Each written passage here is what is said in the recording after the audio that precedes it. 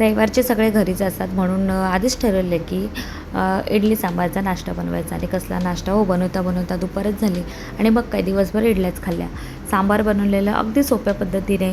तुरीची डाळ स्वच्छ धुवून घेतलेली, त्यामध्ये कांदा टोमॅटो ॲड करून एक शिट्टी देऊन डाळ शिजवून घेतलेली. नंतर त्यामध्ये आवडीनुसार भाज्या टाकल्या. भोपळा, गाजर, दुधी, शेवग्याची शेंग, वांगं टाकलेलं आहे. एवढ्या भाज्या टाकायची गरज नाही आहे, 1-2 भाज्या असल्या तरी पुरेशा आहेत. माझ्याकडे होत्या म्हणून मी टाकलेल्या आहेत. नंतर मीठ, हळद, लाल तिखट, सांबार मसाला, गूळ टाकलेला आहे. छान मिक्स करून घेऊन भाज्या व्यवस्थित शिजून घेतलेल्या आहेत. इथे निंबू फूल मी टाकलेलं आहे. चिंचाच्या ऐवजी ह्या निंबू फुलांचा मी इथे वापर केलेला आहे. मस्त भाज्या शिजून झाल्यानंतर सांबारला तडका द्यायचा आहे. त्यासाठी कडकडीत तेल इथे गरम करून घेतलेलं आहे.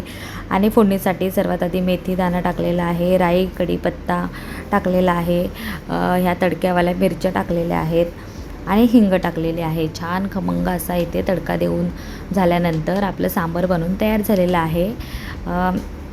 इडली मी आधीच बनवून घेतलेली, चटणीसुद्धा आधीच बनवून घेतलेली, चटणीसुद्धा छानच झालेली. एकदा अशा सोप्या पद्धतीने सांबार, चटणी, इडली बनवून आपल्या घरच्यांना खाऊ घाला. सगळ्यांना नक्कीच आवडेल.